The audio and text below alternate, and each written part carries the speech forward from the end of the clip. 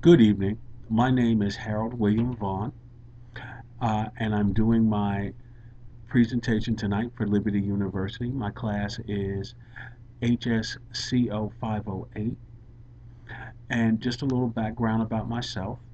I've been married for 23 years. I have four children and four grandchildren. I personally now reside in Tampa, Florida. I'm originally from the New York, New Jersey area, in which I pastored Soldiers of the Cross International Outreach Ministries for 8 years.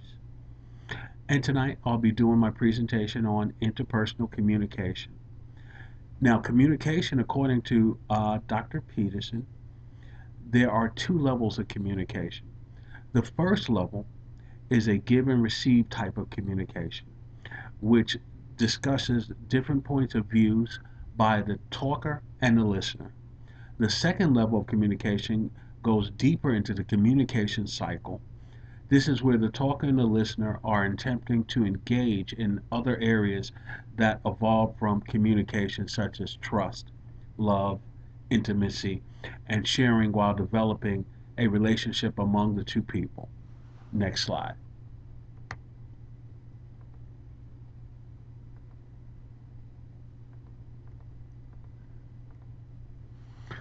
The two types of communication, according to Dr. John Stewart, are first verbal communication. Stewart states that in the path of communication, a system that's made up of different words and are governed their combinations. So, for example, in Genesis, God first formed Adam. God communicated with Adam through talk, trust, and love. Adam was in relationship with God and understood and obeyed the word of God. In the first form of non communication, when the relationship between God and Adam was crossed by deception, Adam's non communication, verbal communication, first started by hiding from God because of the deception, which happened to be sin and the disobedience then that had entered into their relationship. Non communication at times can be action that which speaks louder than words. Next slide.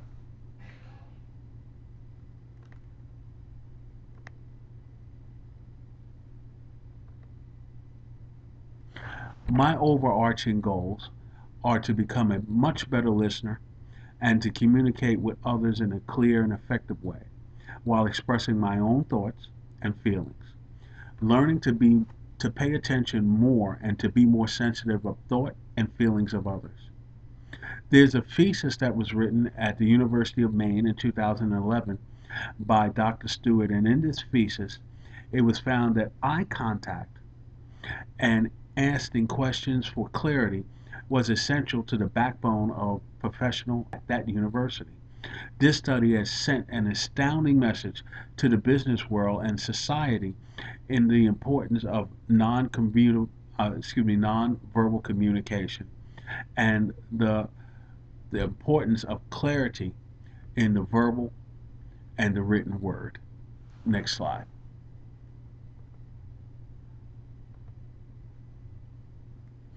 Now, in my behavioral and my mind up to the expectations of God. With a godly type of perspective that has helped to change my personality to where I am now as an S type of personality. It has helped me to be able to support others in conversation, along with supporting them through their thoughts and their feelings. The essence of my personality is to just promote humility to encourage and help others. In my professional life as an S person, by establishing what their needs are and then supporting those needs along with presenting the products that my company must have to solve their need.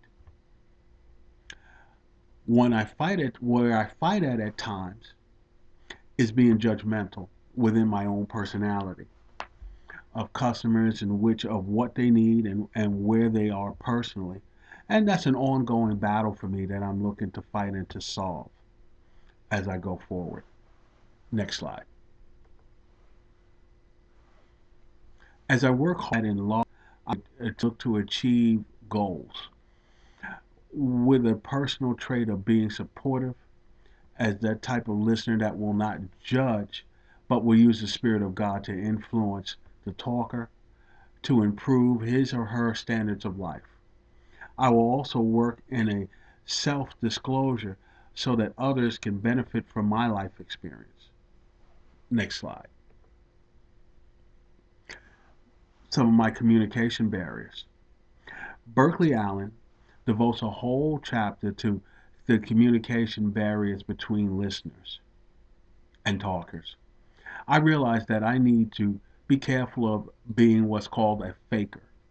As a communicator, as a communication faker, you can tend to fake giving the talker your full attention for a number of different reasons.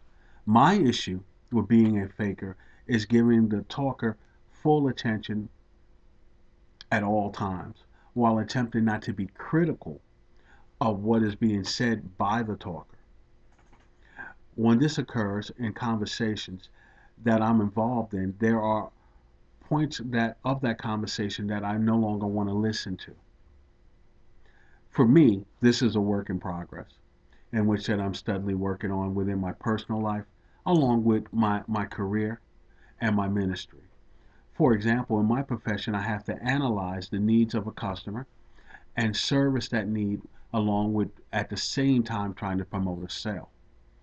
So at times, because of that, my spirit doesn't have the purest intention to be a listener, and in that way, I try not to be a faker and when listening to others and really knowing what their need is.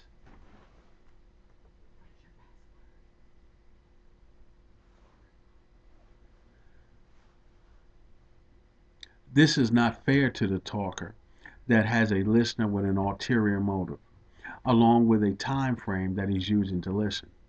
As a listener and a communicator, I'm realizing that I'm on the edge of what Peterson calls a flat brain syndrome.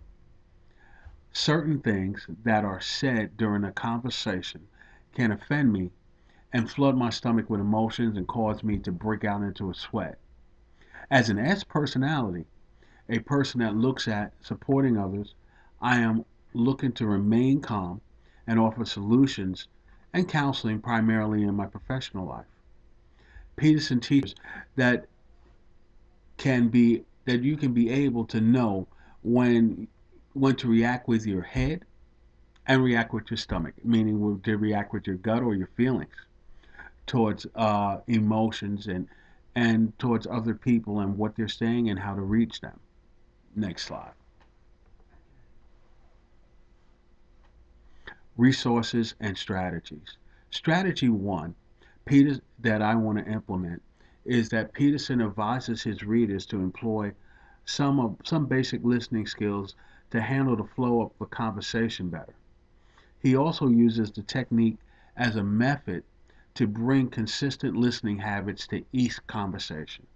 He uses this theory for the listener to have a full engagement in every conversation and to make the listener totally accountable to the talker and what the talker is saying. Next slide. Strategy number two is to play a detective and to ask questions in order to be able to gather information in order to be able to enhance the relationship between both parties. When you gather information between the talker and the listener, then both parties can benefit because of the feedback in between both parties and what can be learned and perceived now between the talker and the listener. Next slide. Strategy number three that I would like to employ is I would like to employ a life plan and when I speak with people. Peterson encourages us to use life planning as a resource and a strategy. Life planning will also allow me and the other party to express themselves on paper and to work through a problem step by step in order to be able to reach a proper solution. Next slide. Strategy number four will be a quest for clarity in my conversations.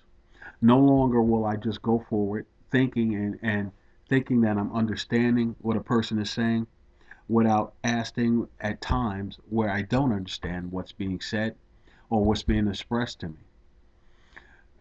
As a man, I fall into that premise at times of that we would like to know more actually than what we really do know. So I in my conversations, I want to learn to be more inquisitive as to ask more questions so that I can be more of a benefit to the talker. Next slide. My action plan. As an action plan, I like to work through my barriers in which that I'll be able to enlarge my conversation. Pay attention to in order nonverbal actions in order to be able to tell the direction in which that the conversation is going. Listening with a perception and reception and attention that this type of attention level will allow me to be able to hear what is being said without bias, emotion, or looking to meet a professional or personal goal. Hearing what you want to hear, no more. And I've had a problem with that in the past in which that certain things in which that others say you don't want to hear. So you kind of shut it out of your mind and hear what you want to hear. I no longer want to do that within conversation. Next slide. External noise pollution. When I'm focusing on a conversation, now I like to focus on the conversation with no other distractions, no other people or media uh, products around, TV, social media. I like to also assume that I'm hearing the talker and what he or she is saying. In order to establish this mission, I will need to stop the talker and then ask them to speak up when I can't hear them or to ask them for clarity. Learning not to be a listening distraction by being difficult to hear or speaking with clarity to my listener. Next slide. The next 2 points of my action plan is to maintain an interest level of conversation. At times, I have a tendency to become bored within a conversation and stop listening. And I would also like to pinpoint times that I'm being frustrated within a conversation. Frustrated because of different points that maybe the talker is hard to hear, maybe the talker is hard to understand. So I'd like to pinpoint those points within a conversation that I can now stop that talker and then be able to hear the talker clearly and be able to understand what they're saying. Next slide.